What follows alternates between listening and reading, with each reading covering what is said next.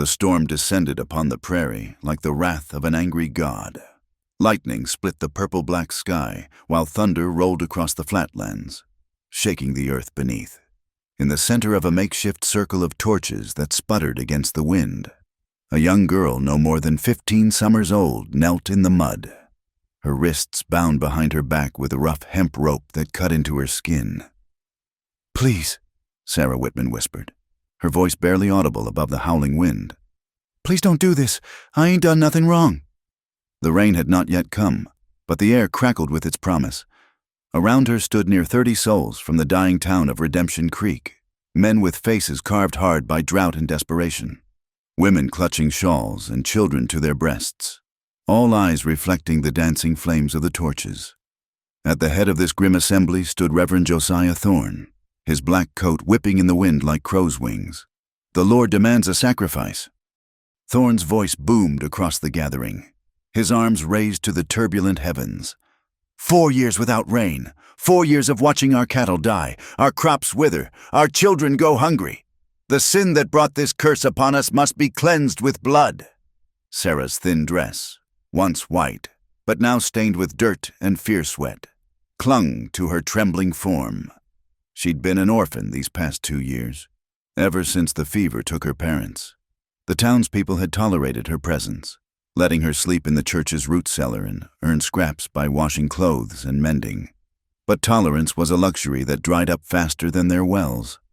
"She's cursed," shouted Martha Henderson, the banker's wife, pointing an accusing finger. "Ever since she came to town, nothing but misfortune." "That's right," another voice joined in. "My milk cow died the very week she showed up." The crowd's murmuring grew louder, uglier. Fear did terrible things to folks when their bellies were empty and their futures looked like nothing but dust. Sarah had seen it building these past weeks, the sideways glances, the whispered conversations that stopped when she drew near, the way even the children who once played with her now crossed to the other side of the street.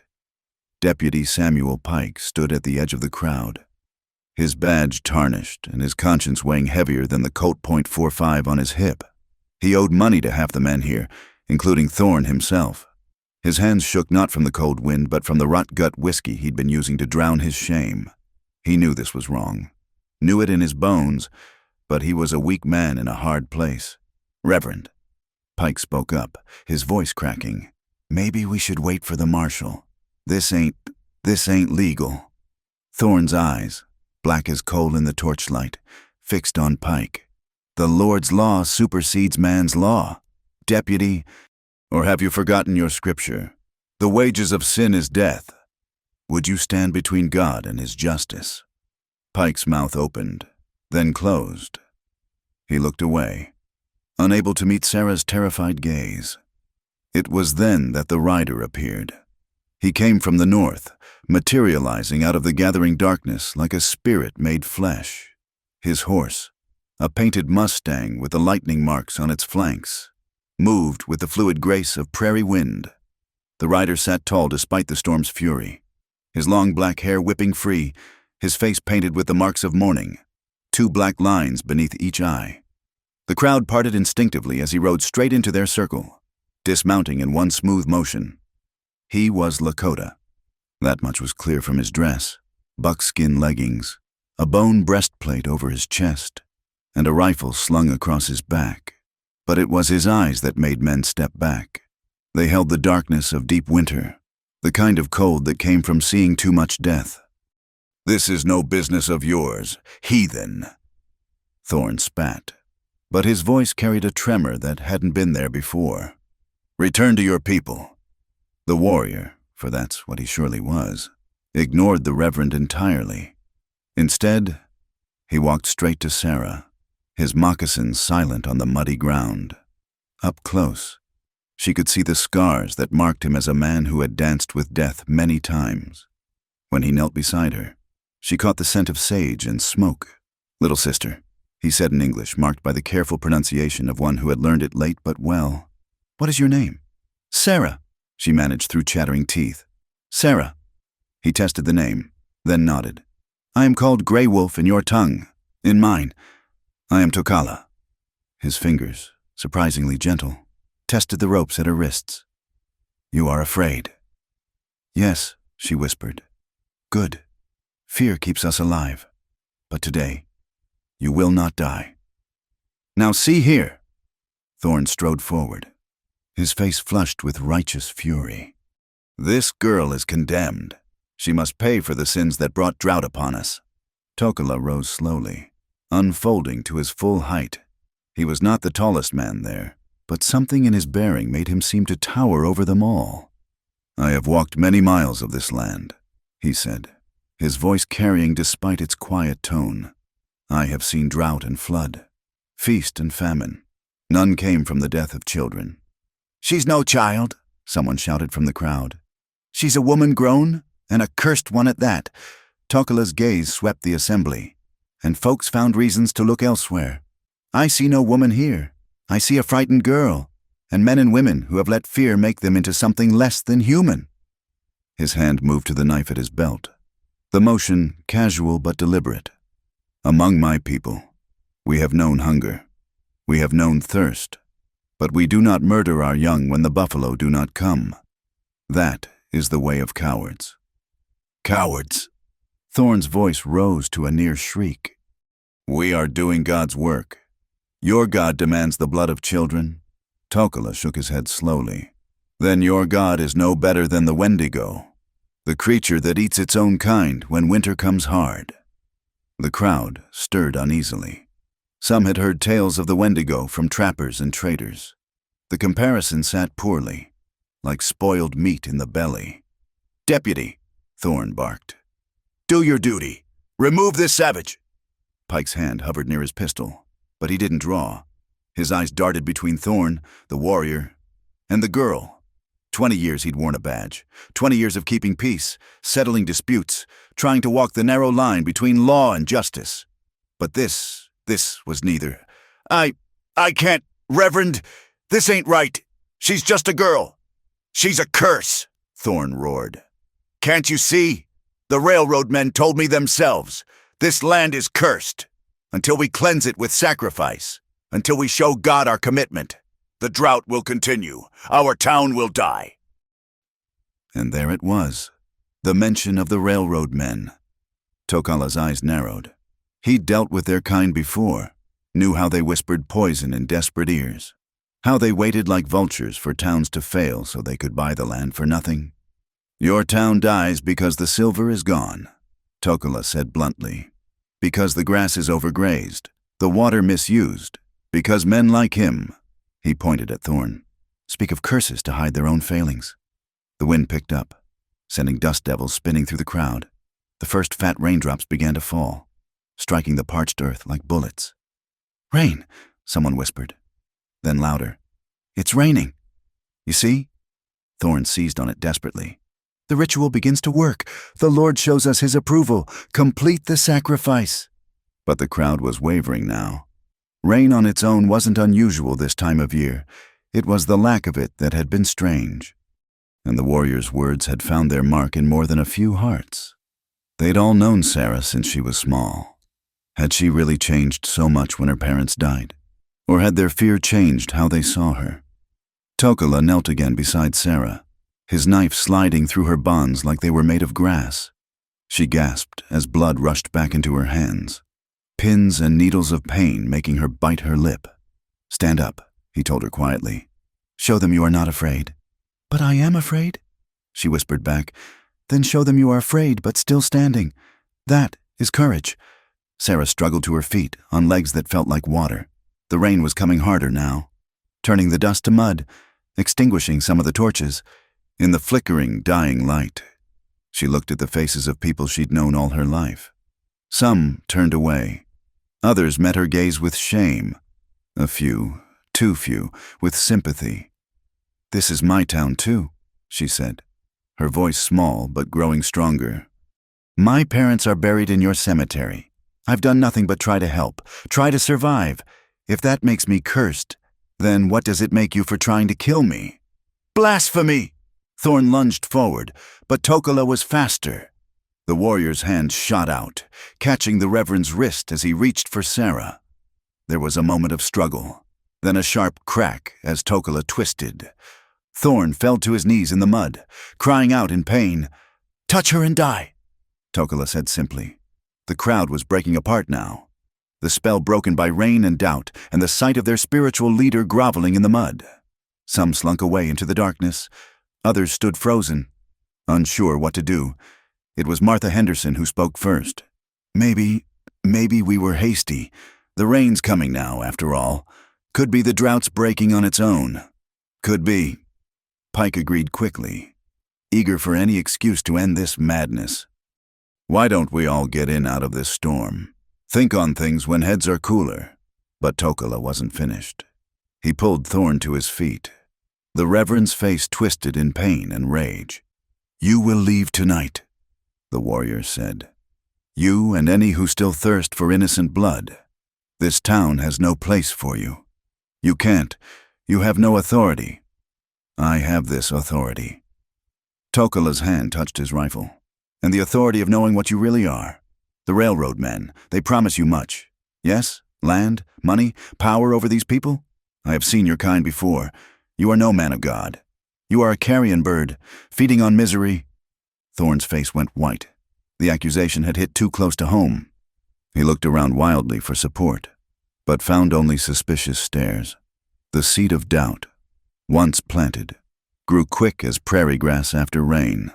The storm was fully upon them now, turning the world into a chaos of water and wind. Through it all, Sarah stood beside the Lakota warrior, no longer bound, no longer alone. She didn't know what tomorrow would bring, whether the town would remember its shame or try to forget it. But she was alive, and that was more than she dared hope for an hour ago. "Come," Tokola said, guiding her toward his horse. "This is no place for you tonight. My camp is not far. You will be safe there." "Why?" Sarah asked as he helped her onto the Mustang's back. "Why did you help me?" Tokola was quiet for a long moment, checking his rifle, adjusting his gear. When he spoke, his voice carried a weight of old sorrow. 2 winters passed. My sister was taken by men who thought her blood would bring them power. I could not save her, but perhaps the spirits led me here so another sister might live. He swung up behind her, and Sarah felt the solid presence of someone who would stand between her and harm. As they rode out into the storm, leaving the dying torches and the broken mob behind, she heard him singing low in his own language, a prayer song, maybe, or a war song. She didn't know which, but it made her feel safer than she'd felt in 2 years. Behind them, Redemption Creek stood in the rain, its people scattered to their homes to reckon with what they'd almost done, and in the mud where Sarah had knelt. Reverend Thorn struggled to his feet, his eyes burning with a hatred that promised this was far from over. The storm raged on, washing the blood from the earth but not from memory. And somewhere in the darkness, a railroad man's plans had been disrupted, a sacrifice prevented, and a warrior had found a small measure of redemption for an old failure. But that was only the beginning. The town of Redemption Creek had never been much to look at, even in its best days. Now, with the morning sun beating down on empty storefronts and abandoned claims, it resembled nothing so much as a corpse left too long in the desert. Paint peeled from buildings like dead skin, and dust devils danced down the main street where commerce once thrived. Deputy Samuel Pike stood outside what passed for a jail, nursing a cup of coffee that tasted like boiled leather and regret. His hands had finally stopped shaking, but the memory of last night's near tragedy sat in his gut like a stone. Through the window of the Imperial Hotel across the street, he could see Reverend Josiah Thorn holding court with a handful of the town's remaining influential men. The Reverend's wrist was wrapped in a bandage, but his voice carried clear through the thin walls as he gestured wildly with his good hand. Pike couldn't make out the words, but he knew the tone. Thorn was spinning his web again, weaving fear and promise into a net that would catch desperate souls. "You look like hell. Sam." Pike turned to find Doc Garrett approaching, medical bag in hand. The old physician was one of the few in town who hadn't been at last night's gathering. He'd been tending to the widow Morrison, who'd taken a bad fall and likely wouldn't see another sunrise. Feel worse than I look, Pike admitted. That girl, we almost... I heard... Garrett's weathered face was grim. Also heard that Lakota Brave took her somewhere safe. Good thing, too. Town's got enough ghosts without adding to them. Pike wanted to ask if the doc had seen which way they'd gone, but shame kept his mouth shut. He'd stood by while they prepared to murder a child. What right did he have to know anything? Inside the Imperial Hotel, Thorne was painting a different picture of the previous night's events. The dining room, once grand but now faded as everything else in Redemption Creek, held 8 men around a table meant for 20. Banker William Henderson sat at Thorne's right, nervously polishing his spectacles. Store owner Jonas Muller occupied the left, his thick German accent coloring his occasional interjections. The others, mine foreman Tom Bradley, saloon keeper Irish Jack O'Malley, cattle rancher Ben Stevens, grain merchant Philip Morse, and the 2 remaining large landholders, the Crenshaw brothers, listened with expressions ranging from skepticism to eager greed. "Gentlemen," Thorne said, his voice smooth as oil despite his injured wrist, "last night was a setback, I'll grant you, but the fundamentals remain unchanged. This town is dying, the silver's played out, the cattle are skin and bones, and the drought shows no signs of breaking despite last night's brief shower." "Brief?" Irish Jack snorted. "Rain for 3 hours solid, first good soaking in months. One storm does not end a drought." Thorne countered smoothly. "And even if the rains return, what then? The mine's still empty. The railroad still plans to bypass us for Culver City unless we can offer them incentive. And that, gentlemen, brings us back to the matter at hand." He produced a map from his coat, spreading it across the table.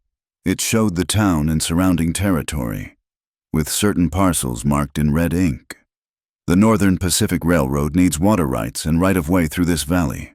The shortest route to the coast runs directly through land currently held by various parties, including that orphan girl, Henderson said quietly.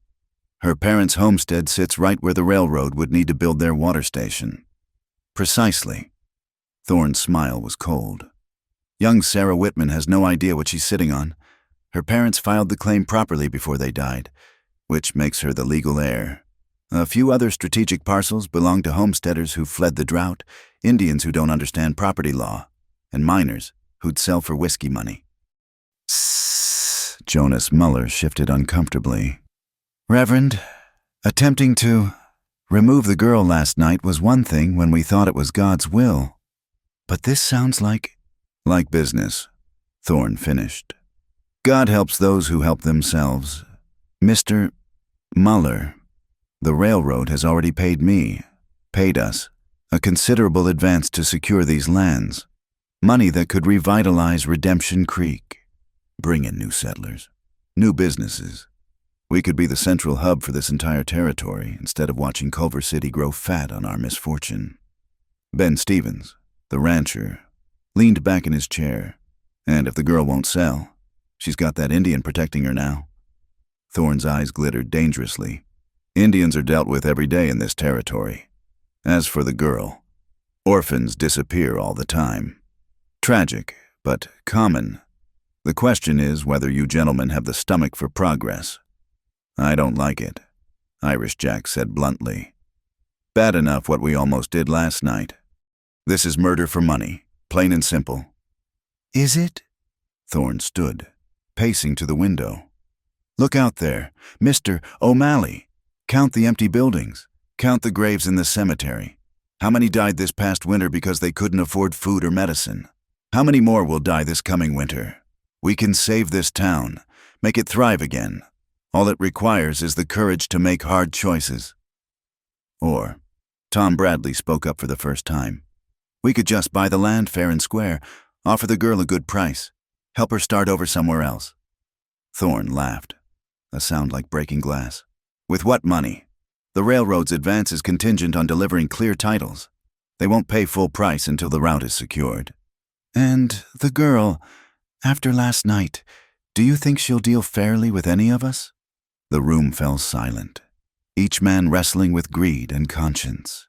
Outside, the sun climbed higher, baking the mud from last night's rain into hard ridges and cracks.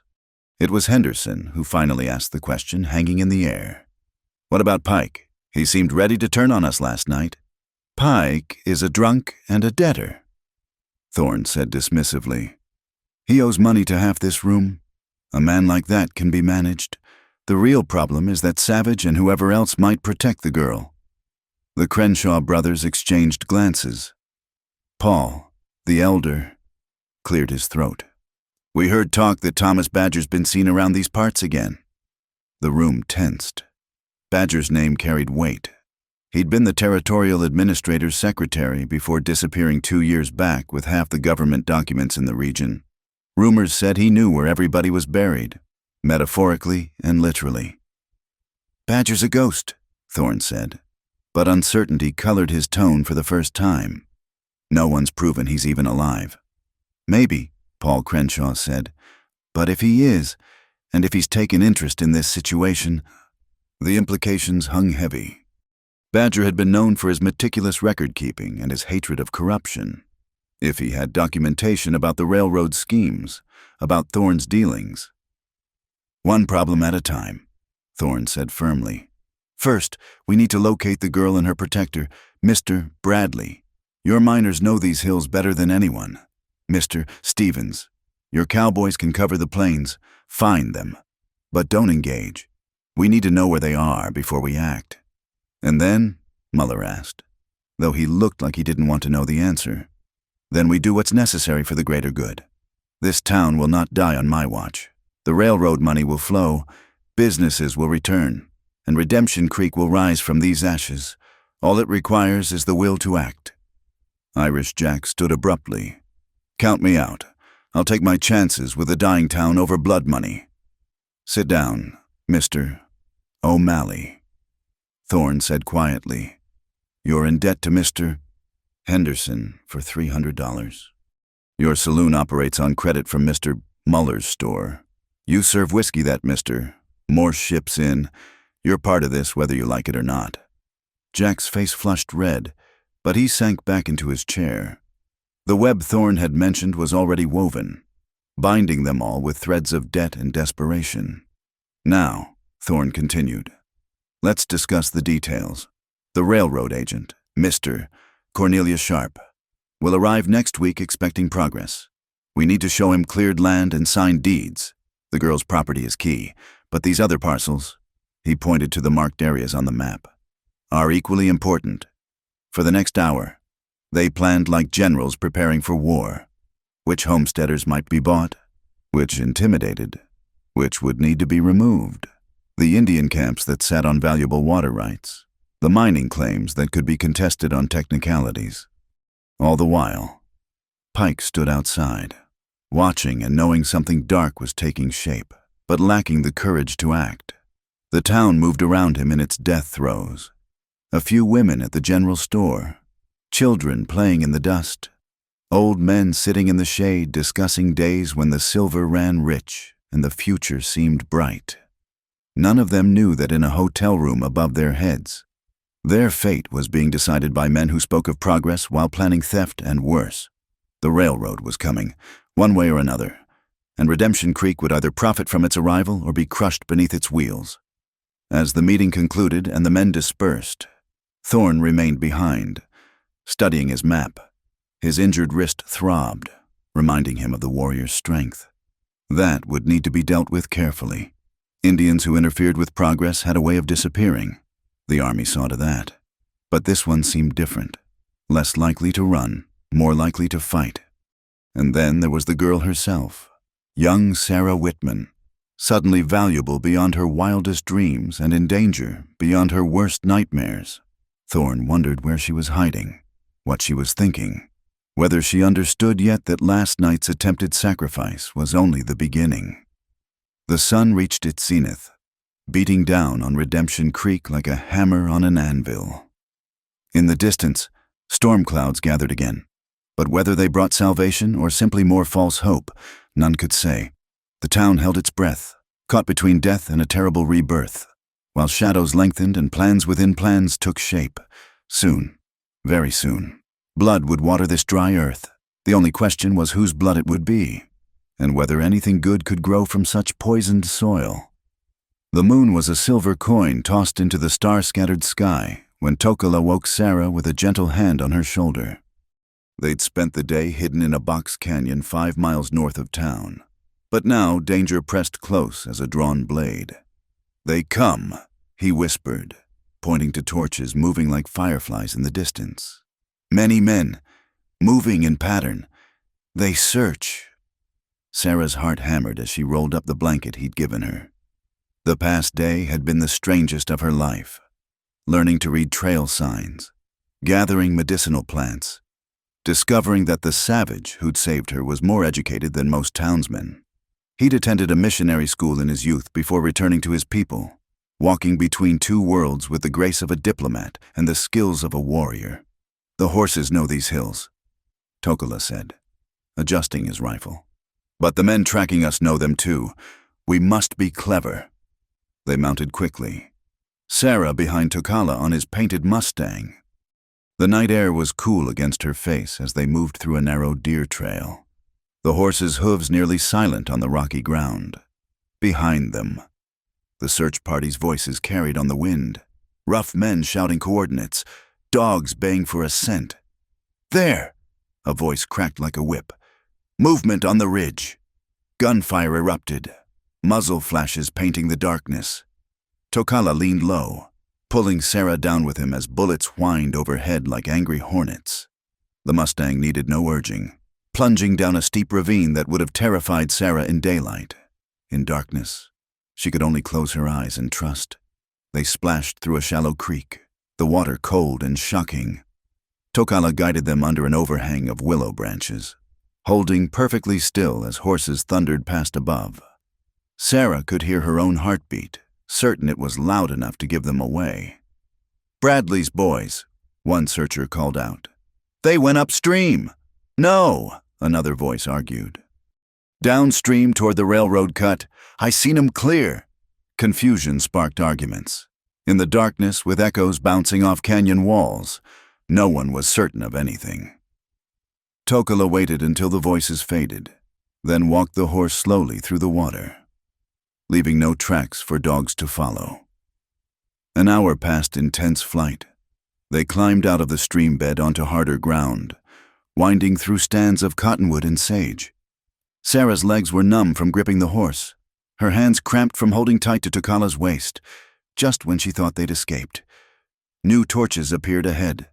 "Trap," Tokala muttered. "They drive us like antelope." He wheeled the Mustang sharply left, but riders emerged from that direction too. Right led to a box canyon. Sarah remembered it from their daylight reconnaissance. They were being herded, channeled toward where the hunters wanted them. "Hold tight," Tokala commanded, then did something that defied reason. Instead of fleeing, he charged straight at the nearest group of searchers. The men, expecting flight, were caught off guard. Tokala's war cry split the night as the Mustang burst through their line. One man tumbled from his saddle, another fired wild, his shot sparking off rocks. Sarah glimpsed terrified faces in torchlight, miners and cowboys who'd expected easy prey. Not a warrior who attacked when cornered. They broke through, but the chase was far from over. The scattered search party regrouped quickly, and now they had blood up. These were men who'd hunted wolves and bears, who knew persistence killed more surely than speed. "The railroad bridge," Tokala said, pointing to a wooden trestle spanning a deep gorge. "We crossed there." Sarah wanted to protest. The bridge was narrow, meant for trains, not horses. One slip meant death on the rocks below.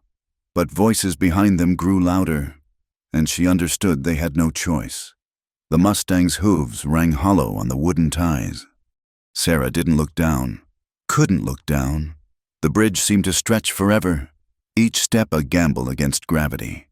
Halfway across, she heard horses behind them, saw torches streaming onto the bridge.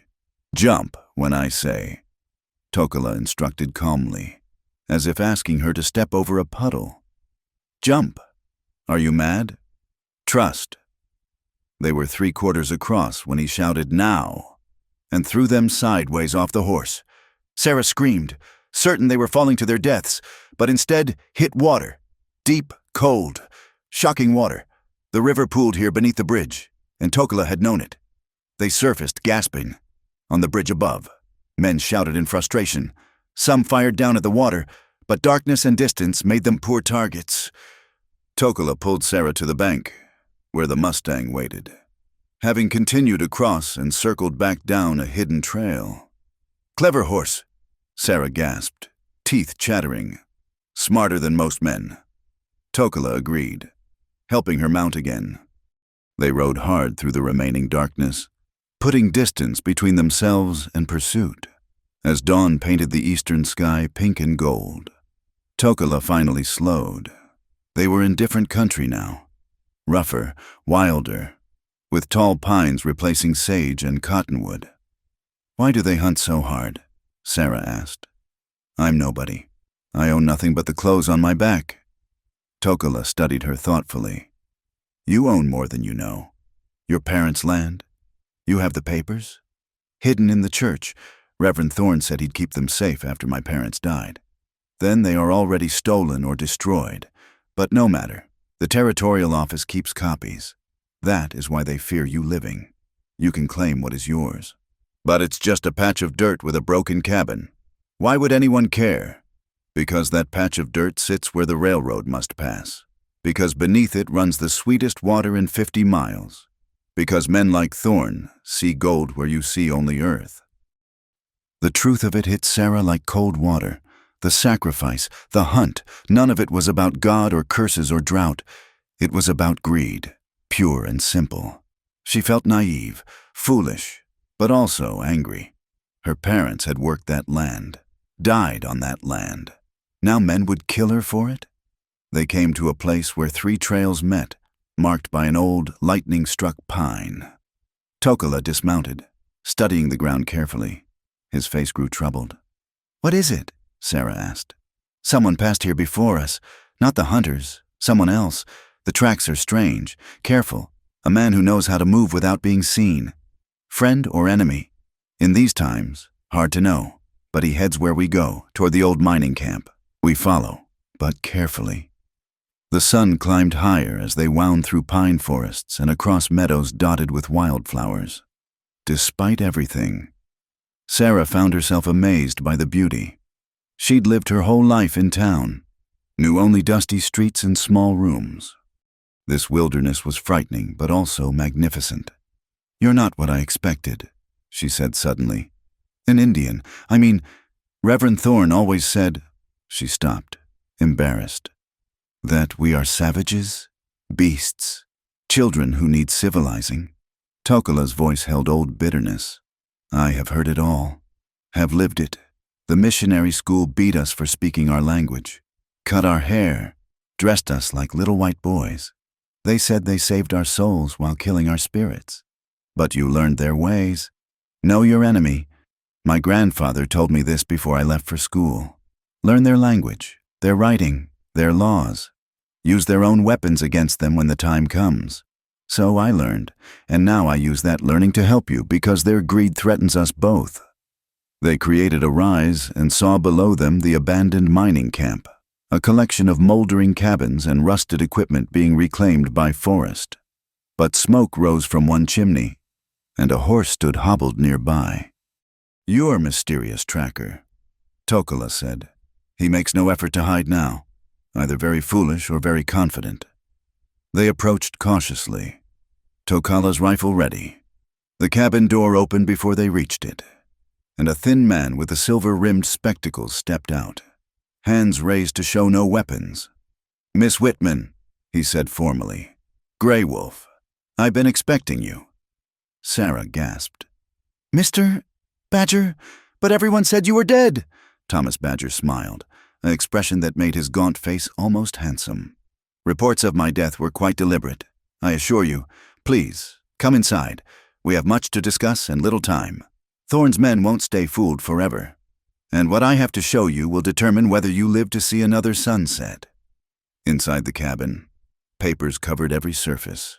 Maps, deeds, contracts, letters.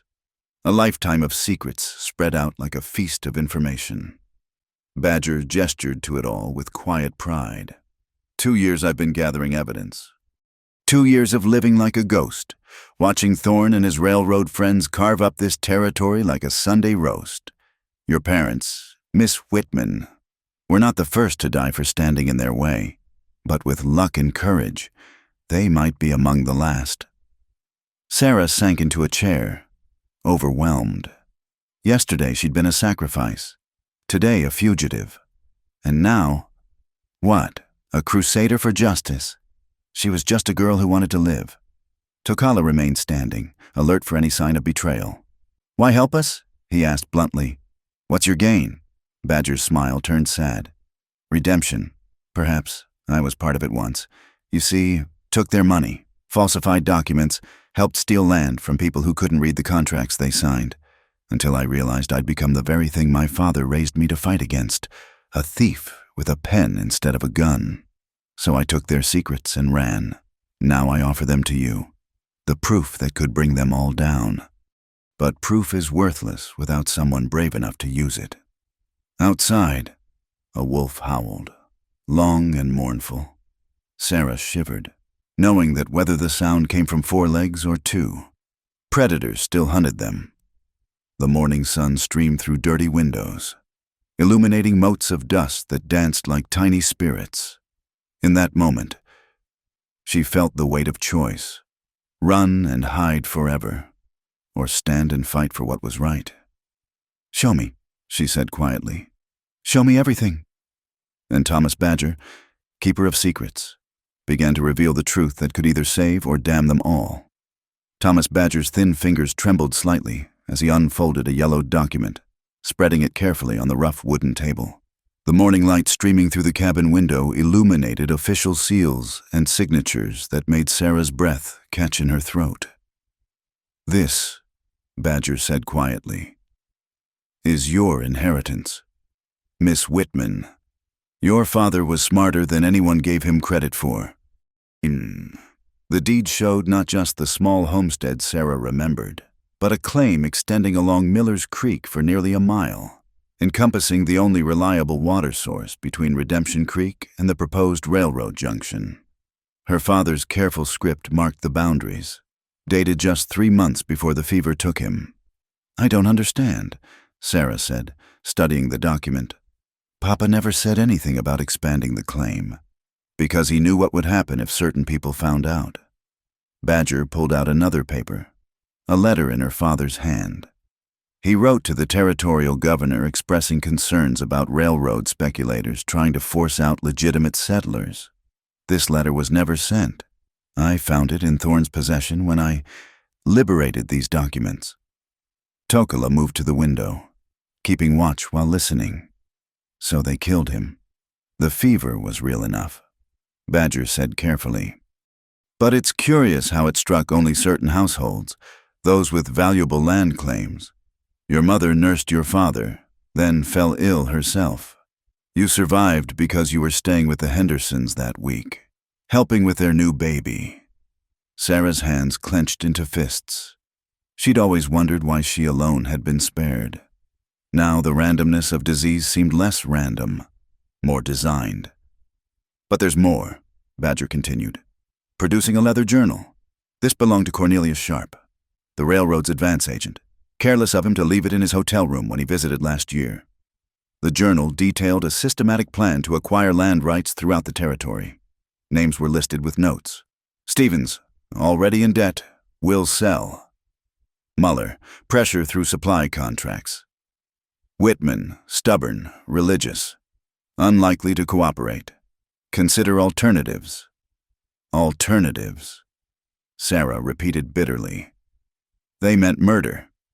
Among other things, Badger showed her contracts, forged signatures, falsified surveys that moved boundary lines, claims filed for men who'd never existed. The Northern Pacific Railroad stands to make millions if this route goes through. They've paid Thorne and others handsomely to clear the path, by any means necessary. A sharp whistle from Tokala brought them alert. Dust cloud to the south. Riders, moving fast. Badger quickly began gathering specific documents, stuffing them into an oilcloth pouch. Take these, the originals. I have copies hidden elsewhere, but you'll need proof for what comes next. What comes next? Sarah asked, though she feared the answer. Justice. There's a federal marshal in Fort Laramie, Joshua Kane. He's straight as they come, can't be bought. These documents will give him cause to investigate. But you have to reach him alive. Fort Laramie is 5 days' ride through hostile territory, Tokala observed. They will not let us go easy. No, Badger agreed. Which is why I'm going to give them something else to chase. Before anyone could protest, he was at the door. I'll ride north, leave an obvious trail. I'm already a dead man in their eyes. Might as well make use of it. You two head east through Devil's Canyon. It's treacherous, but they won't expect it. You'll die, Sarah said flatly. Badger smiled, and for a moment looked younger, almost peaceful. Perhaps, but I'll die clean. Miss Whitman. That's more than I could say a year ago. Now go. Use what I've given you. Make it count. He mounted his horse and spurted into a gallop, riding straight toward the approaching dust cloud. Sarah wanted to call him back, but Tokala was already pulling her toward their Mustang. He makes his choice, the warrior said firmly. We honor it by living. They rode hard into the rugged country east of the camp, entering a landscape of twisted rock and narrow passages. Devil's Canyon earned its name. The trail was barely wide enough for a horse, with drops on one side that promised certain death. But it was also a place where numbers meant nothing, where one warrior could hold off an army. Behind them, they heard gunfire echoing off the canyon walls. Badger had met the pursuers, buying time with his life. Sarah said a prayer for him, this complicated man who'd found redemption in his final hour. The canyon seemed endless, each turn revealing another stretch of dangerous trail. The Mustang picked its way carefully, sure-footed despite the treacherous path.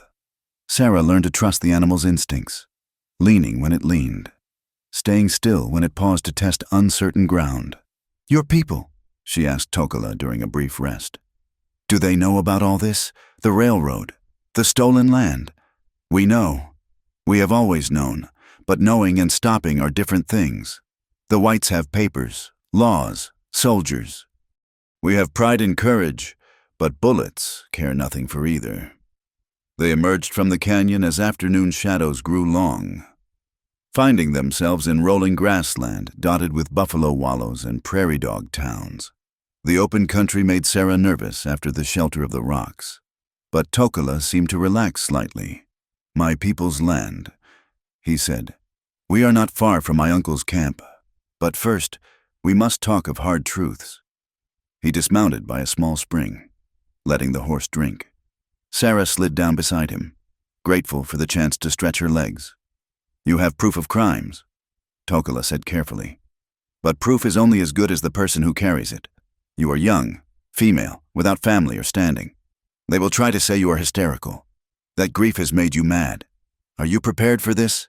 Sarah thought of her parents, of Badger riding to his death, of all the names in that journal who'd lost their land or lives to greed. I'm prepared to try. That has to be enough. Sometimes trying is all we have. Tokala studied her with those deep, dark eyes. You are stronger than you know. Sarah Whitman, your spirit has been tested by fire and not broken. Among my people, that is worth more than all the papers in the world. A dust devil spun across the prairie, and for a moment Sarah thought she saw shapes in it, her parents, perhaps, or the ghosts of all who died for this land. When it passed, she felt different somehow, older, harder, ready. There's something else, she said, pulling out one document she'd noticed but hadn't mentioned. This contract, it's signed by Deputy Pike. He's been taking money from the railroad, too. Small amounts, but regular. They own him. Tokala nodded grimly. Explains why he stands by while they attempt murder. A lawman who breaks his oath is worse than an honest thief.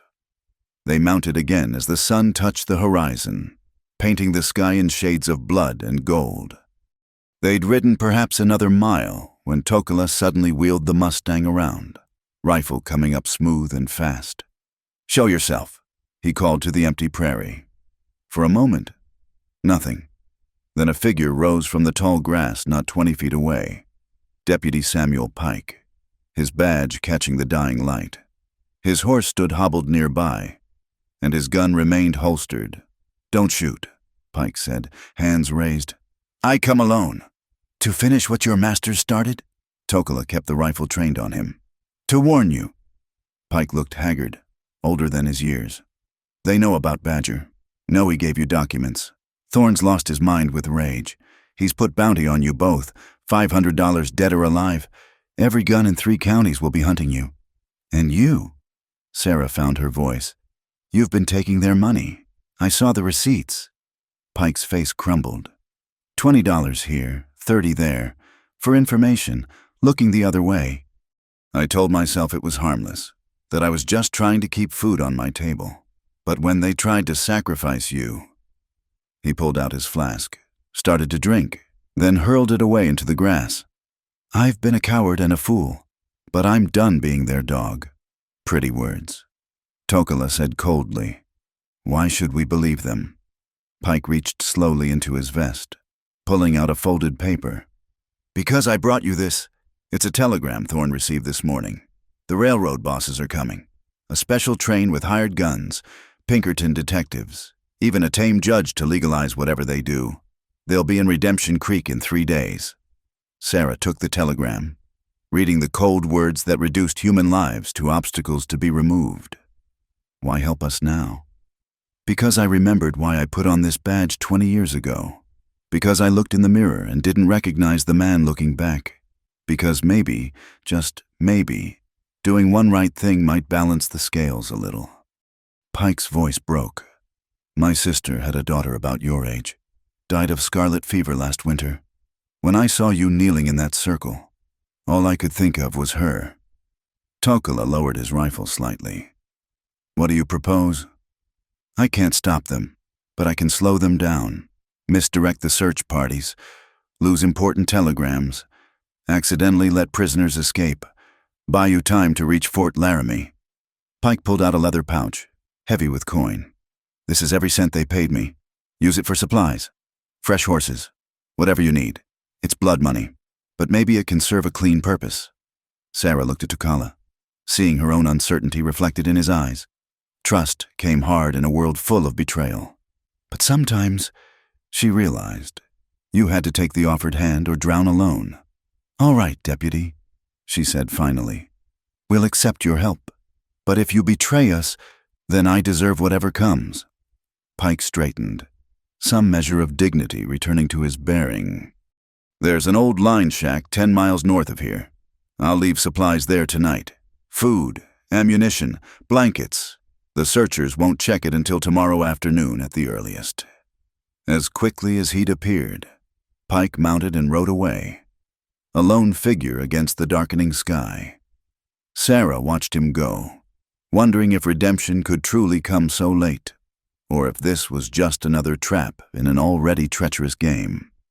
"We trust him?" she asked Tokala. "We trust in caution." He replied, "But a man who admits his shame may be finding his way back to honor. We shall see." They rode on into the gathering darkness, the documents that could bring down an empire of greed tucked safely in Sarah's saddlebags. Behind them, the lights of Redemption Creek twinkled like fallen stars, and ahead lay the uncertain promise of justice. The prairie wind carried the scent of sage and coming storm, and Sarah Whitman, orphan and fugitive, rode toward a destiny that would determine the fate of far more than just one stolen inheritance. The explosions shattered the dawn quiet like thunder from a clear sky. Sarah jolted awake in the line shack where they'd sheltered, her ears ringing from the blast that shook dust from the rafters. Through the single window, she could see black smoke rising from the direction they'd planned to travel. "Dynamite," Tokala said grimly, already gathering their supplies. "They blow the bridge at Elk Creek. No crossing there now." Deputy Pike had been true to his word about the supplies. Food, ammunition, even a spare pistol that Sarah now wore at her hip. But his warning had understated the danger. This wasn't just a hunt anymore. It was a war. They slipped out the back as horses approached from the south. Through cracks in the wall, Sarah counted at least 15 riders, all armed, led by Tom Bradley, the mine foreman. Among them rode hard-looking men she didn't recognize, hired guns with faces carved by violence. "Check every building," Bradley ordered. They were seen heading this direction. Waste of time. One hired gun spat tobacco juice. That blast would have spooked them good. They're probably halfway to Montana by now. Thorne wants them found. The railroad bosses arrive tomorrow, and he needs this mess cleaned up. As the searchers spread out, Tokala led their Mustang along a shallow ravine that curved behind the shack. Sarah walked beside him, keeping low, her heart hammering with each snapped twig and displaced stone. They'd gone perhaps 100 yards when shouts erupted behind them. "Fresh tracks! They were here!" The chase was on again, but this time with deadly determination. Rifles cracked, bullets whining overhead like angry wasps. Tokala swung Sarah up onto the Mustang and vaulted up behind her, urging the horse into a desperate gallop.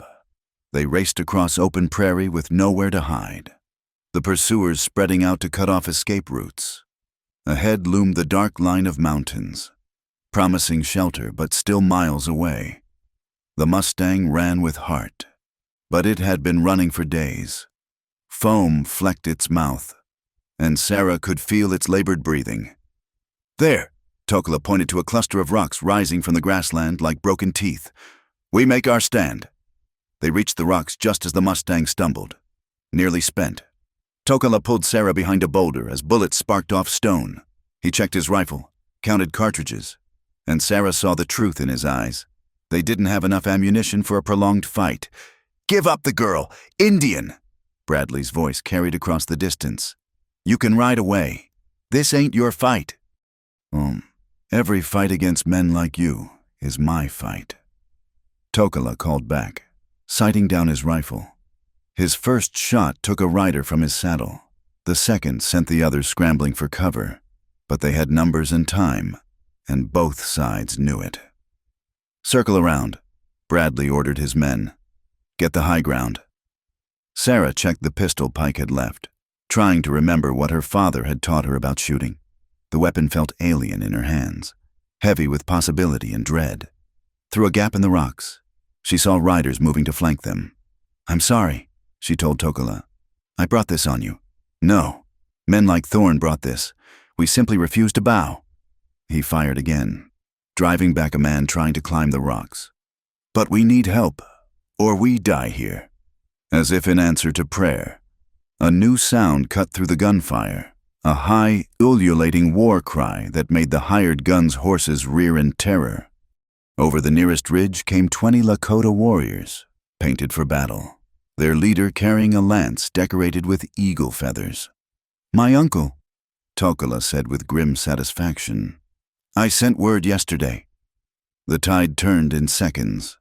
Bradley's men, prepared to hunt 2 fugitives, found themselves facing warriors who knew every rock and gully of this land. The hired guns broke first, spurring their horses in retreat. Bradley tried to rally them, but when a Lakota arrow sprouted from his shoulder, he too fled. The warrior leader rode up to the rocks, his weathered face breaking into a smile. "Nephew, you bring interesting friends. Uncle, this is Sarah Whitman. She carries papers that could save many, both white and Lakota." The older man studied Sarah with eyes that had seen too much history. "The girl the whites would sacrifice? Yes, word travels. Come, we have much to discuss and little time." They rode with the war party to a hidden valley where more Lakota waited. Women, children, elders, a full band living free despite government orders to report to agencies. Sarah had never seen an Indian camp before, had believed the stories of savagery and squalor. Instead, she found order, cleanliness, and a dignity that put Redemption Creek to shame. In the chief's lodge, Tokala translated as his uncle, Chief Standing Elk, spoke. "Your papers show the railroad steals from whites too. This is good. Maybe now someone listens." "But will testimony from Indians be believed?" Sarah asked, knowing the harsh truth of territorial justice. "No," Standing Elk said bluntly. "But we know things. We watch. We remember. He called for an elderly woman who entered carrying a parfleche bag. From it, she produced items that made Sarah gasp. Survey markers, railroad spikes, and most damning, a leather-bound book. Railroad men camp on our land 2 moons ago. Standing Elk explained. Drink too much whiskey. Talk too loud. One drops this book. My grandson finds it. Brings it to me. Sarah opened the book with trembling hands. It was a surveyor's journal, detailing planned routes, noting which lands to acquire and which to simply take. But the back pages held something else. Records of bribes paid, officials bought, and specific plans to provoke Indian attacks to justify military intervention. This combined with Badger's documents. Sarah breathed. It's enough to bring them all down. If it reaches proper hands, Tokala cautioned. Fort Laramie is still 3 days away, and now they know we have help. Standing Elk spoke again, his voice heavy with years. The Iron Horse comes no matter what. We know this. But maybe we choose how it comes, with honor or with shame. Your law says papers matter, so we help you carry papers to your law. That night, as Sarah sat by a cooking fire learning to prepare pemmican from Tokala's aunt, she marveled at the strange turns her life had taken. A week ago, she'd been a sacrifice. Now she was a dinner guest in a Lakota camp, planning strategy with warriors. Your people, she asked Tokala quietly. Why help me? I'm white. My people have brought nothing but trouble. You are not your people, just as I am not all Lakota. We are ourselves first, and you, he paused, seeming to choose words carefully. You stand when others kneel. That is worthy of respect. A commotion at the camp's edge interrupted them. Scouts rode in hard, speaking rapidly in Lakota. Sarah caught one word that needed no translation. Pinkerton. The special train, Standing Elk announced grimly. It arrives early, many guns, including the wheeled gun that shoots like thunder. A Gatling gun. Sarah's heart sank. All their courage, all their evidence, meant nothing if they were cut down by mechanical death. And worse, the scout continued through Tokala's translation. They bring Indian Agency police, Lakota who wear white man's badge, led by Sergeant Black Dog. The camp fell silent. Black Dog's name carried weight. A Lakota who'd chosen the white path so thoroughly, he hunted his own people with ruthless efficiency. He knows our ways, Standing Elk said. Knows our trails. This makes reaching Fort Laramie very hard. But Sarah had been thinking, remembering something from the surveyor's journal. What if we don't go to Fort Laramie? What if we make them come to us? Speak, Standing Elk commanded. The journal mentions a telegraph station at Cutter's Ridge, only a day's ride. If we could get there, send messages to Fort Laramie, to the territorial capital, to newspapers in the east. Spread the truth too wide to suppress. Cutter's Ridge is mining town. Tokala said, rough place, many guns for hire, but also a federal telegraph. Sarah insisted. They can't stop official messages without revealing their guilt. Standing Elk considered, then smiled slowly. Wisdom from young mouth. Yes, we do this, but not all of us. Too many draw too much attention. Small party, moving fast. As plans took shape, Sarah felt the weight of responsibility settling on her shoulders. People would die for this. Had already died. Badger's sacrifice. Pike's redemption. Now the Lakota risking everything for justice they'd rarely receive themselves. I won't let you down, she told Standing Elk. The chief's ancient eyes held hers. You carry more than papers. Sarah Whitman, you carry hope that law might serve all people, not just rich ones. This is heavy burden for young shoulders. Then I'll grow stronger shoulders, Sarah replied, surprising herself with the steel in her voice. Standing Elk laughed, a sound like wind in dry leaves. Yes, I think you will. As dawn approached, a small party prepared to ride. Sarah, Tokala, 2 young warriors, and surprisingly, Pike, who'd arrived in the night with news that Thorne had discovered his betrayal, and put a price on his head too. Might as well be hanged for a sheep as a lamb, Pike said. checking his weapons. They set out as the first light touched the peaks, riding hard for Cutter's Ridge and the telegraph that could transform their desperate evidence into widespread truth. Behind them, the camp prepared for the battle that would surely come when Thorne's forces discovered their location. Sarah carried the documents in a waterproof case, the words of dead men and thieves that might yet save the living. As they rode, she whispered a prayer her mother had taught her, adding her own ending, "And give me strength to see this through, no matter the cost." The mountains rose before them, and somewhere beyond lay either justice or death.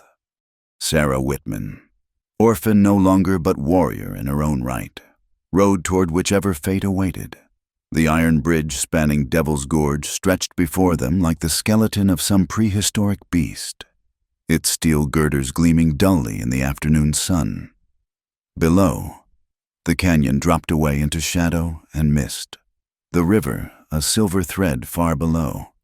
As their small party reined up at the bridge's entrance, they could hear it before they saw it, the chuffing breath of a locomotive sitting squarely in the middle of the span. "Thorne," Pike spat. "He's using the railroad's special train to block the bridge. We'll have to go around." "No time," Tokala said, studying the terrain. "Going around adds 2 days. The telegraph station closes at sunset." Sarah shaded her eyes, counting figures on and around the train. 20 men, maybe more. They knew we'd come this way. The 2 young Lakota warriors with them, brothers named Swift Arrow and Runs with Thunder, exchanged glances. They'd volunteered for this mission knowing the odds, but this was a death trap. There, Runs with Thunder pointed to the gorge walls, the old mining cables, from when they built the bridge. Sarah saw them, rusted cables stretching across the gorge, remnants of the construction crew's transport system. They ran parallel to the bridge, about 30 feet below, anchored to platforms carved into the cliff faces. "You're mad," Pike said flatly. "Those cables are 20 years old. They could snap like thread. Or hold long enough," Swift Arrow countered. "One person, moving careful, could cross while others make noise here." "I'll go," Sarah said immediately. "The documents are what matter."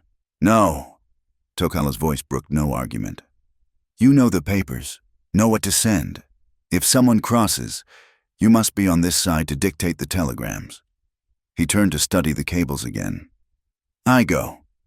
"The hell you will," Pike interrupted. "I'm the lightest here, and I've got the most to prove. Besides," he managed a crooked smile, "I'm already a dead man in Thorne's eyes. Might as well make it count." Before anyone could protest, Pike was off his horse and checking his gear. He kept only his pistol and a knife, shedding everything else to reduce weight. Sarah handed him the waterproof document case, their eyes meeting. "Deputy Pike," she said softly. "Samuel, thank you. Don't thank me yet, girl. Thank me when those telegrams are singing across the wires." They created a distraction, riding openly toward the bridge while shouting challenges. As expected, gunfire erupted from the train, forcing them to take cover behind rocks, while lead filled the air. Pike slipped over the edge of the gorge. Sarah watched through field glasses as he inched across the cable, hand over hand, his boots wrapped around the lower support wire. The wind in the gorge caught at him, making the cables sway sickeningly. Halfway across, a strand of the ancient metal parted with a sound like a snapping guitar string. "Hold on," she whispered, knuckles white around the field glasses. Pike hung by his hands as his foot cable fell away into the void. For endless seconds he dangled over death, then managed to swing his legs up, wrapping them around the main cable. He continued that way, upside down like a sloth, inch by agonizing inch. "Movement," Swift Arrow warned. "They send men to flank us." The gunfight intensified, but Sarah couldn't look away from Pike's progress. He was 3/4 across when Thorne himself appeared on the train, his spyglass trained on the cables. She saw his mouth open in a shout. Saw men rush to the far end of the bridge. "They've spotted him," she breathed. Tokala sighted his rifle carefully, sending a shot that shattered Thorne's spyglass and sent the Reverend diving for cover. But more men were already climbing down to the cable anchors. Pike saw them coming. With a final surge of desperate strength, he hauled himself to the far platform just as bullets sparked off the rocks around him. He rolled behind cover, came up shooting, and made for the horses they could see picketed beyond the bridge. "He made it!" Sarah laughed through sudden tears. "The crazy fool made it!" But their celebration was premature. A figure emerged from the train's locomotive. Sergeant Black Dog of the Indian Agency Police. Carrying a buffalo rifle, the range was long. Impossibly long, but Black Dog had earned his reputation as the best shot in the territory. The rifle boomed. Pike jerked mid-stride, stumbled, but kept running. Another boom. This time Pike spun and fell, but managed to crawl behind a boulder, even at distance. Sarah could see the blood. "We go," Tokala decided. "Now, while they focus on him. We can't leave him. We honor his sacrifice by completing the mission. Move!" They wheeled their horses and rode hard, using the confusion to break free of the ambush. Behind them, gunfire continued to echo through the gorge. Sarah forced herself not to look back, knowing Pike was buying their escape with his life. The race to Cutter's Ridge became a nightmare of hard riding and harder choices. Pursuit dogged them, Black Dog proving why the agency valued him, reading sign-like words on a page, anticipating their moves. Twice they avoided ambushes by mere minutes. Once, Swift Arrow took an arrow in the shoulder from agency scouts, riding on despite the pain. As the sun touched the western peaks, they created the last ridge before Cutter's Ridge. The mining town sprawled below them, rough buildings, smoke-belching smelters, and most importantly, the telegraph office with its forest of wires stretching in all directions. "We split up," Tokala ordered. "More targets, more confusion. Meet at the telegraph office." They separated, riding into town from different directions. Sarah went straight down Main Street, no longer caring who saw her. Speed mattered more than stealth now. The telegraph office was a small building squeezed between a saloon and an assay office. Sarah burst through the door to find a startled operator, a young man with ink-stained fingers. "I need to send urgent messages," she gasped. "Federal business?" "Office closes in 10 minutes, he said automatically, then registered her appearance, torn dress, trail dust, desperation. "Miss, are you all right? Please." Sarah pulled out gold coins from Pike's pouch. "Lives depend on this." The operator's eyes widened at the gold. "Well now, I suppose I could stay late." Sarah began dictating from memory, the operator's key chattering as her words flew across the wires. "To Fort Laramie. Evidence of railroad fraud and murder. Federal intervention required immediately. To the territorial governor. Conspiracy to defraud settlers and incite Indian warfare exposed. To newspapers in Chicago. St. Louis, San Francisco. Northern Pacific Railroad bribes officials. Murders settlers for land rights. Full documentation follows." "Miss," the operator interrupted, "these are serious accusations. I could lose my position." The door slammed open. Runs with Thunder staggered in, supporting his wounded brother. "They come. Many riders. 5 minutes. Maybe less." Sarah pulled out the documents, spreading them on the counter. "Look for yourself. Names, dates, amounts. Your own mayor is listed. Judge Thornton, too. The whole territory is for sale. Mr. Garrett. Timothy Garrett." The young man scanned the papers, his face paling.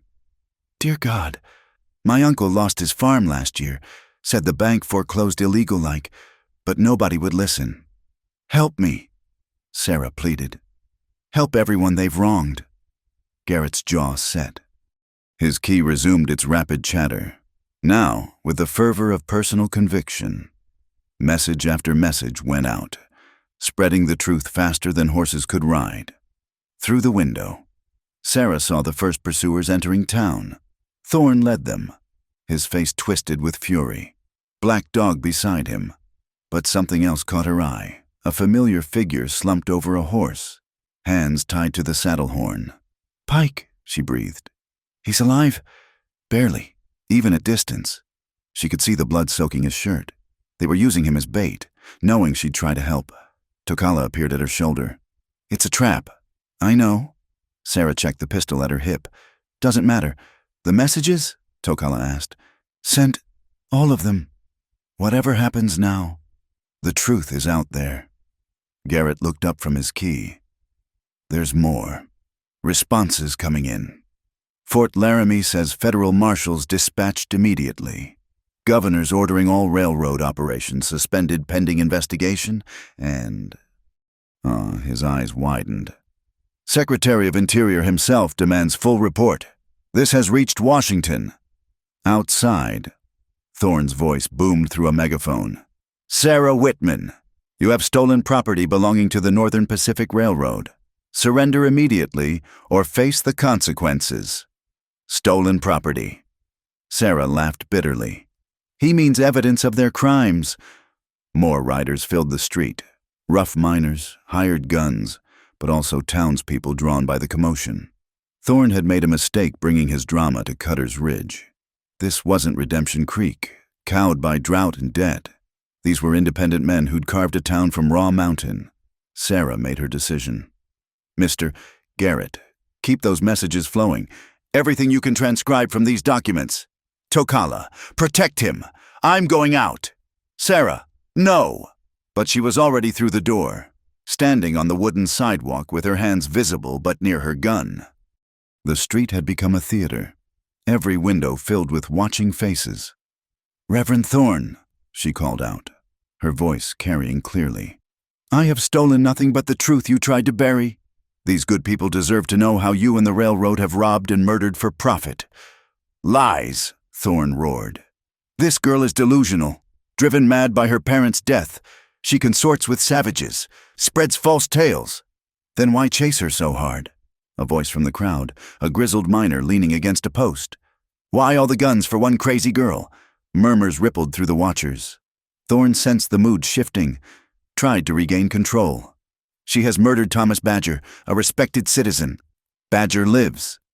Sarah pulled out a letter the man had left with his documents. His own words expose your schemes, how you had him forge land claims, alter surveys, destroy records of rightful ownership. More lies. Then let Pike speak. Sarah pointed to the slumped deputy.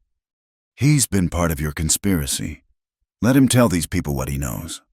Thorne's hand moved toward his gun, but stopped as a dozen miners shifted position, hands dropping to their own weapons. Cutter's Ridge might be rough, but it had its own code. You didn't shoot unarmed women in the street, and you didn't silence witnesses. Cut him loose. Someone called. Let's hear what the deputy has to say. Reluctantly, one of Thorne's men cut Pike's bonds. The deputy nearly fell from his saddle, caught himself, and stood swaying. Blood still seeped from his wounds, but his voice came clear. It's all true, every word. I took their money, looked away while they stole and killed. The Whitman girl speaks honest. The papers inside name names. Show how deep this runs. Half the territory's government is bought and paid for. Traitor! Thorne pulled his gun, but never got to use it. The shot came from above. Timothy Garrett in the telegraph office window, smoking rifle in hand. Thorne's gun flew from his grip as he clutched his bleeding hand. Nobody shoots anybody in my town. Marshal Ben Crawford stepped from the saloon, his star catching the last light. Not without due process. Now, seems to me we got federal marshals coming, got serious accusations made. Smart thing would be to hold everyone until this gets sorted legal-like. Black Dog spoke for the first time. The girl and the Indian are fugitives. I have writs, which can be examined when the federal boys arrive. Crawford cut him off. Meanwhile, everybody surrenders their weapons and we wait peaceful. The standoff stretched taut as a fiddle string. Sarah felt more than saw Tokala moving into position, ready to fight if needed. But it was Pike who broke the moment, taking 2 unsteady steps forward before his legs gave out. Sarah caught him as he fell, easing him to the ground. You fool, she said softly. You magnificent fool. Did we win? Pike's voice was barely a whisper. The truth won. You helped it win. He smiled, blood on his lips. Then maybe I can face my sister's girl when I see her again. Tell her Uncle Sam finally did something right. As Sarah held him, she felt the fight drain from the moment. Thorne's men, seeing the crowd's mood and knowing federal intervention was coming, began laying down their weapons. Even Black Dog, after a long moment's calculation, unbuckled his gun belt. The sun set behind the mountains, painting the sky in shades of justice deferred but finally arriving.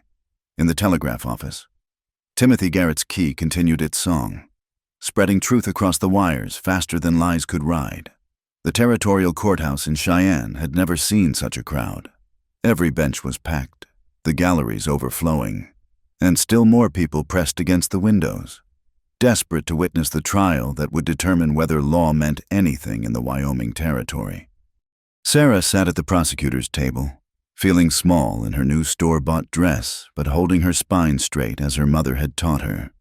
Across the courtroom, Josiah Thorne lounged with practiced confidence despite his bandaged hand. His lawyers, 3 of them from Chicago, sleek as weasels, whispered strategies and shuffled papers. Behind them sat representatives of the Northern Pacific Railroad, their faces masks of corporate indifference. All rise for the Honorable Judge Matthew Garrison. Sarah had worried when she heard Garrison would preside. He had a reputation for favoring property rights above all else. But as the elderly judge took his seat, she caught something in his eyes that gave her hope. Disgust, perhaps, at how far things had gone. The territory of Wyoming versus Josiah Thorne, Cornelius Sharp, and others. The bailiff intoned. Charges include conspiracy to defraud, incitement to violence, attempted murder, and corruption of public officials. Thorne's lead attorney, Harrison Blackwood, rose immediately. Your Honor, we move for dismissal. These charges are based on documents of questionable provenance, obtained through theft, promoted by a hysterical young woman and her savage companions. Objection. The territorial prosecutor, James Kendrick, was on his feet. Counsel's characterization is inflammatory and prejudicial. Sustained, Mr. Blackwood. You'll refrain from such language in my courtroom. Sarah allowed herself a small smile. Kendrick had initially been reluctant to take the case, but the pile of evidence and the telegrams from Washington had stiffened his backbone considerably. Your Honor. Blackwood smoothed his approach.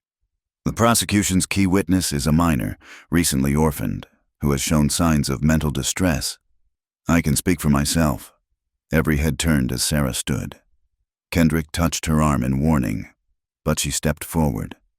Your Honor, if Mr. Blackwood questions my mental state, let him do so directly. I have nothing to hide. Judge Garrison studied her over his spectacles. Young woman, you're not required to speak at this stage. I know, sir, but these men tried to murder me as a sacrifice. They hunted me across the territory. They killed my parents for our land. If that doesn't give me the right to speak, what does? A murmur ran through the crowd. Garrison's gavel restored order. Very well, Mr. Blackwood. If you wish to challenge the witness's competence, you may examine her now. Blackwood approached like a snake, all false sympathy. Miss Whitman, you've suffered terrible losses. Isn't it possible your grief has colored your perception of events? My grief is real, Sarah replied steadily. But these documents aren't colored by anything. They're written in the defendant's own hands. Documents provided by Thomas Badger, a known thief who stole government property. Documents that prove systematic fraud. Would you like me to read some aloud? Mr. Sharp's journal is particularly detailed about bribing Judge Thornton. In the gallery, Judge Thornton shifted uncomfortably. He'd been removed from the bench pending investigation, his lifetime of reputation crumbling. Let's discuss the night of the so-called sacrifice. Blackwood changed tactics. You claim Reverend Thorne tried to kill you, but wasn't it actually a prayer meeting? A community gathering during drought? They tied me up.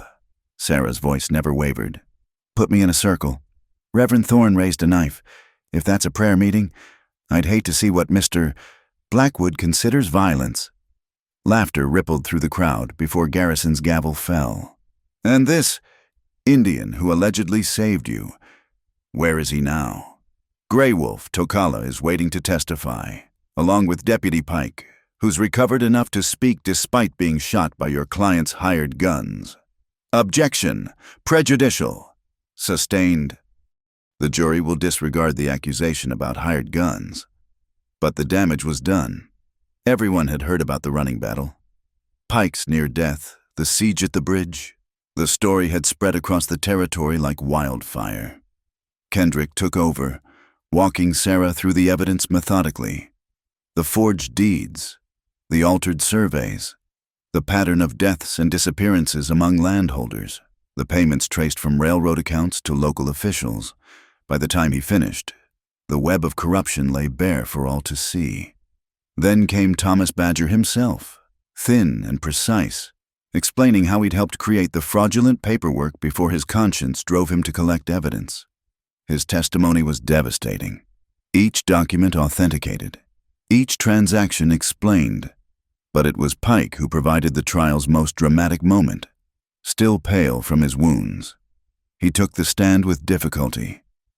Deputy Pike, Kendrick began. You've admitted taking bribes from the defendants. Why should anyone believe you now? Pike looked directly at Thorne. Because I've got nothing left to lose. They already tried to kill me. My career's finished, my reputation's dirt, but maybe I can keep some other fool from making my mistakes. He described the conspiracy from inside, the meetings, the payments, the gradual corruption of men who'd started honest, how Thorne used debt and blackmail to build his network, how the railroad money flowed like water, drowning conscience, the night they tried to sacrifice Sarah Whitman. Pike continued, I knew it was wrong, but I was in too deep, too scared.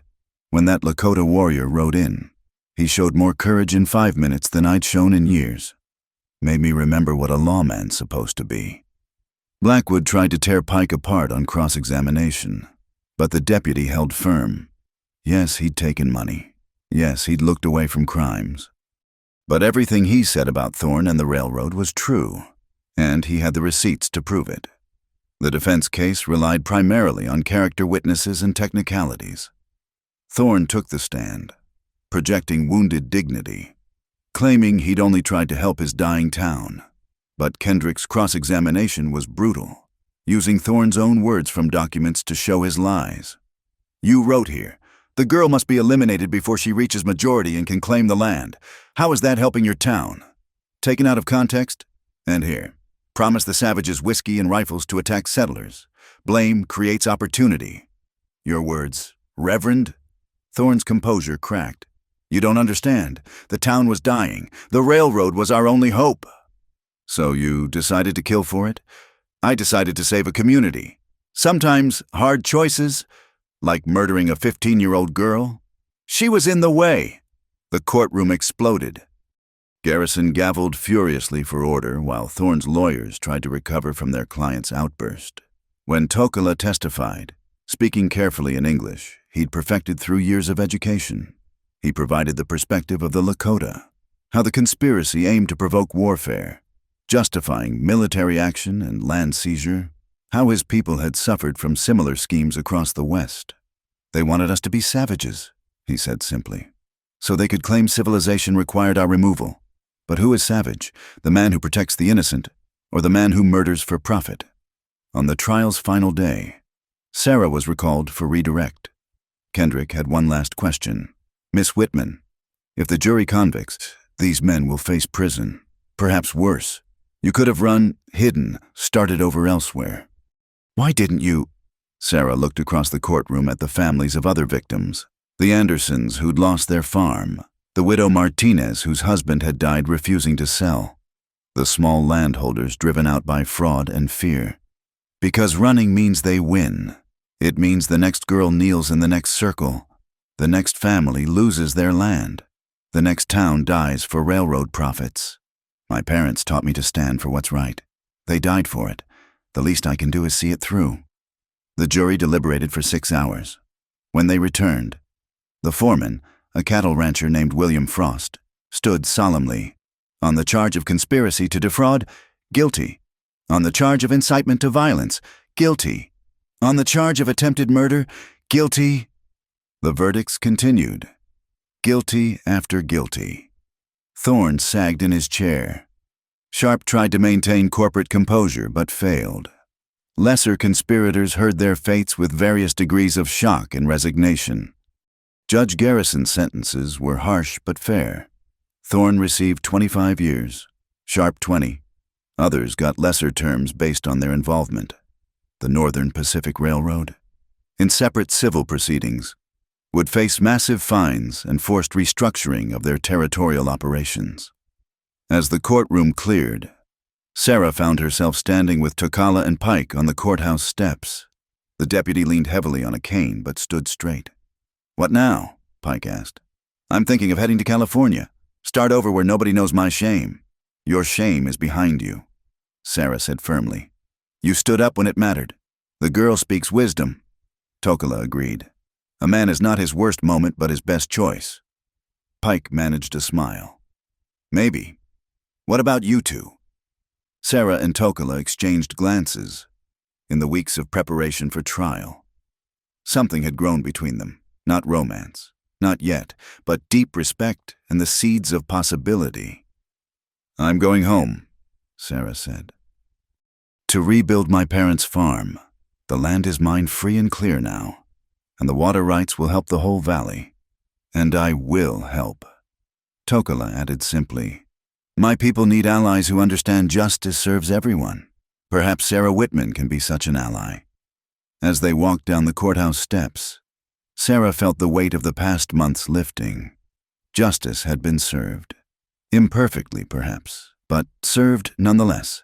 The railroad would still come. Progress couldn't be stopped, but it would come lawfully, paying fair prices, respecting existing rights. Behind them, Thorne was led away in shackles. His dreams of empire crumbled to dust.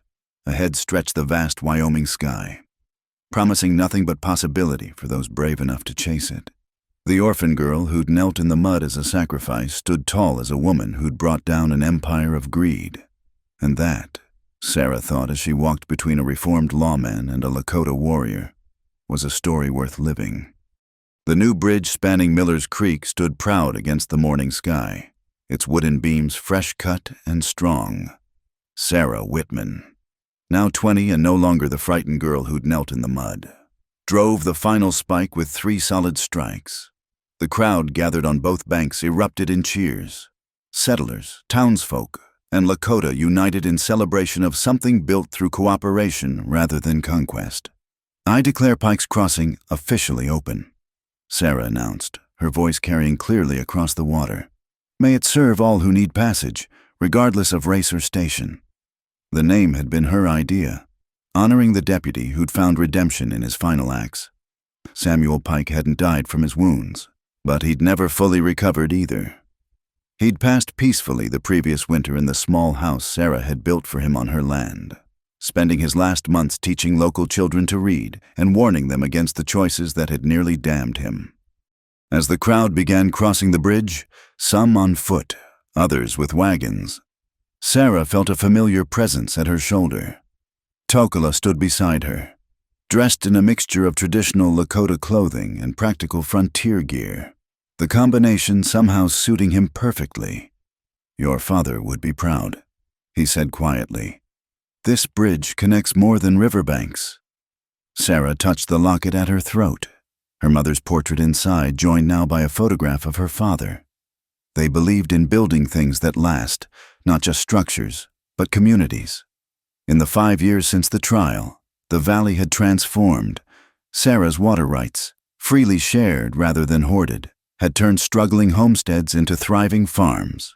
The school she'd established drew children from 3 counties, teaching both traditional subjects and practical skills. The medical clinic, staffed by a doctor from Philadelphia who'd answered her advertisement, served anyone who came, with sliding fees based on ability to pay. "Mrs. Martinez wants to know if you'll speak at the Harvest Festival," Tokala mentioned, pointing to the elderly woman organizing families on the far bank. "She says the young people need to hear the story again." "They've heard it a dozen times," Sarah laughed. "And they'll hear it a dozen more. Some stories need repeating, so we don't forget their lessons." A rider approached from the east, dust marking his passage. Sarah recognized Timothy Garrett. The telegraph operator who'd risked everything to spread the truth. He'd prospered since, running his own newspaper in Cheyenne, using it to expose corruption wherever he found it. "Sarah, Tokala." He dismounted with a grin. "Glad I made it in time for the ceremony." "What brings you out here, Tim?" Sarah asked. "Besides the bridge opening." He pulled out a telegram. "Thought you'd want to see this personally. It's from Washington." Sarah read it twice, hardly believing the words. "They're creating a new federal commission for settler rights and Indian affairs, and they want me to serve as territorial representative, along with Standing Elk from the Lakota side," Garrett confirmed. "Seems folks in Washington finally figured out that people who actually live here might know something about managing the land." Tokala read over her shoulder, his expression thoughtful. "This could change much, real representation, real voice in decisions. Or it could be more empty promises," Sarah said, tempering her hope with experience. "Only one way to find out," Garrett observed. "Besides, they're also investigating similar railroad schemes in 6 other territories based on our case. The ripples keep spreading." As they talked, a familiar figure emerged from the crowd. Thomas Badger, healthier now, wearing the badge of a territorial investigator. His work documenting fraud had become official, his past forgiven in light of his service to justice. "Miss Whitman," he tipped his hat. "Fine bridge. Fine day for it, too." "How's the investigation in Montana going?" Sarah asked. 3 arrests last week. Your case set the precedent, proving conspiracy between corporations and local officials. It's becoming harder for them to hide." He paused, looking across the bustling crowd. "You know Thorne died in prison last month?" Sarah nodded. She'd heard. "I pray he found peace at the end. Generous of you, considering. Hatred's too heavy to carry. I've got better uses for my strength." The sun climbed higher, warming the autumn air. Children ran laughing across the bridge, their parents following more sedately. Sarah noticed several mixed families, white settlers who'd married into Lakota families, creating the kind of natural unity that no law could mandate. "Sarah," a young voice called. Mary Standing Bear, one of her first students, ran up clutching a bundle of papers. "I got accepted. The teaching college in Denver said yes." Sarah hugged the girl, remembering when she'd arrived at the school barely speaking English, determined to learn. Now she'd return as a teacher herself, bridging worlds as Sarah and Tokala had learned to do. "That reminds me," Tokala said. "The council met last night. They've agreed to the joint farming initiative. Shared knowledge, shared profits." It had been Tokala's idea, bringing together Lakota knowledge of the land with modern farming techniques, creating sustainable practices that benefited everyone. Like everything they'd built together, it required trust, patience, and the willingness to see beyond old divisions. As the day wore on, the celebration grew. Tables groaned under harvest foods, fiddles mixed with drums in music that belonged to no single tradition, and stories were shared in multiple languages. Sarah moved through it all, greeting friends, solving small disputes, being what she'd somehow become, a leader not through seeking power but through serving others. "You've grown into it well," a voice said. She turned to find Standing Elk, Tokala's uncle, aged now but still commanding. "The scared girl in the circle has become a woman of strength. I had good teachers." Sarah replied, meaning it. "Your people showed me courage when mine showed cowardice. People are people," Standing Elk said philosophically. "Good and bad in all tribes. What matters is which wolf we feed, the one of hatred or the one of hope." As sunset approached, Sarah climbed the small hill overlooking the bridge. Below, the celebration continued, a tapestry of cultures finding common ground. Tokala joined her, as she'd known he would. In 5 years, they'd built something deeper than romance, a partnership based on shared values and mutual respect. When he'd asked her to marry him last spring, in both Lakota and English tradition, her yes had come from that deep foundation. "Any regrets?" he asked, following her gaze across the transformed valley. "How could I? Look what grew from that terrible night. She gestured to the bridge. The school, the clinic, the irrigated fields, the people living in peace. They tried to sacrifice one girl and instead sacrificed their whole corrupt system. Justice has a way of finding its path. Tokola agreed. Like water through stone, patient but inevitable. Sarah opened the locket at her throat, looking at her parents' images. "I told them," she whispered. "I told them we'd build something beautiful on the land they loved."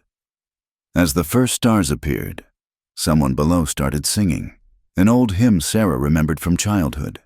Others joined in, the melody carrying across the water. Not Thorne's twisted religion of power and greed, but simple faith in community and hope. Tomorrow would bring new challenges. The federal commission work would be frustrating, full of setbacks and small victories. The railroad would still come, bringing both opportunity and threat. Old prejudices would die hard, requiring constant vigilance. But tonight, Sarah Whitman stood on land her parents had claimed, beside a man who'd risked everything to save her, watching a community that had risen from attempted murder to mutual prosperity. The girl who'd cried, "Please don't sacrifice me," had become a woman who sacrificed daily for others, finding in that service a life richer than any railroad baron's gold. "Ready to go down?" Tokola asked. "They're calling for you to speak." Sarah smiled, taking his offered hand. "Let's go tell them the story again. Some truths need repeating." As they walked down the hill together, the bridge stood illuminated by torches, a symbol of connection where once there had been only division. And Sarah knew with certainty that this building of bridges, both literal and metaphorical, was the true inheritance her parents had left her. Not just land or water rights, but the understanding that justice delayed need not be justice denied, that courage can grow from fear, and that sometimes the greatest victories come from refusing to let hatred win. The crowd quieted as she stepped forward to speak, eager to hear once again how a bound girl's tears had become a river of change, washing clean a territory's sins and watering the seeds of a better tomorrow. Pike's Crossing stood strong against the night, proof that redemption was possible for both individuals and communities brave enough to seek it. And in that truth lay hope for a frontier still finding its way between the old ways and the new, guided by those who'd learned that building together created stronger foundations than tearing apart ever could. Thank you, dear listeners, for joining me on this journey through Please Don't Sacrifice Me. I hope Sarah's story of courage and justice touched your hearts as much as it did mine. Please share in the comments where you're listening from. I love connecting with our Wild West family across the globe. Don't forget to subscribe to From Wild West channel and let me know your thoughts on this tale of redemption and triumph. Until our next adventure together, keep riding toward the horizon.